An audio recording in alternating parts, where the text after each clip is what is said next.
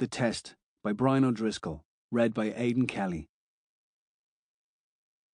Prologue. The day begins like any other. I'm awoken by the sound of chat coming from across the landing, just a mumble at first, but then rising in pitch to a full-blown call to action. Get up, wherever you are, I want my bottle. I check the time on my phone. It reads 7:02 a.m, but it's 3 minutes ahead, the leeway I give myself after a lifetime of trying never to be late. Beside me, my wife Amy is still sleepy after working into the early hours of the morning. No point in the two of us not getting any more shut-eye. I throw back the covers and answer the call. The nursery door is open, and as I peek around the corner, Sadie, aged 15 months, is standing up at the near end of her cot, the soother still in her mouth. "Hello," I say. She smiles, pleased to see me. She spits out the soother because she knows it stays in the cot, alongside Audrey the rabbit and Merle the bear. Gently I pull her out of her sleeping bag and she points, as she does every morning, to the creatures stencilled in green on the opposite wall. "Will we give Ernie a kiss?" I hold her up. She plants a smacker on the owl perched on his tree, who watches over her. It's breakfast time on the morning of my final day as a rugby player. I turn on the coffee machine and make Sadie's bottle, 5 ounces, enough to keep her happy for now, with room left for the main course of Weetabix and Ready Brek, mixed with fruit puree. When I was a boy, my parents drilled good manners into me. Now, as a father myself, I find myself almost wrestling the food back from my little one if I don't hear the magic word, or challenging some of the kids who come up to me on the street. "Give us a picture. Sign this. Selfie." It's a bee in my bonnet. "I'll give you another go. Now try asking nicely." In the kitchen, I hand Sadie her bottle. "Ta-ta," she says. That's my girl. We hang out for a couple of hours, just the two of us, while Amy sleeps.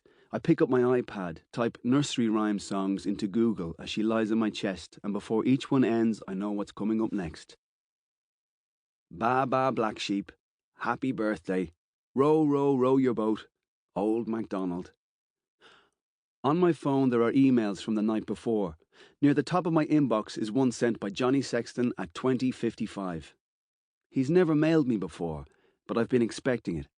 A few days have passed since he called me from Paris, the place he calls home now, the city where we played our last game together in the Six Nations a couple of months ago.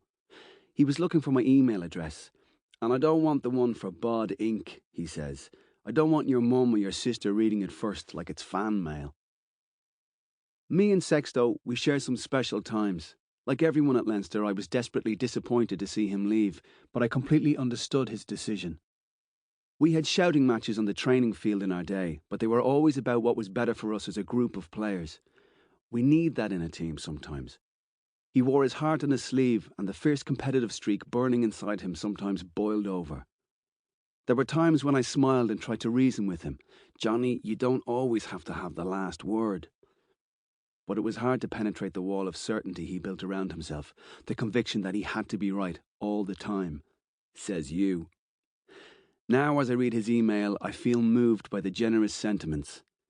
And I wish he was here, still wearing the Leinster number 10 jersey, alongside me in our back line. One last time. There is a picture I love, a favourite memory from my Leinster days. It shows us on a pitch at the Millennium Stadium in Cardiff, a few minutes after we've lifted our second Heineken Cup. We are huddled in a circle and the trophy is in the middle. The black-eyed peas are booming from the loudspeakers. I got a feeling that tonight's going to be a good night. The stadium is full of Leinster fans who have willed us to victory. Our families are all there, the loved ones who have supported us all our rugby days.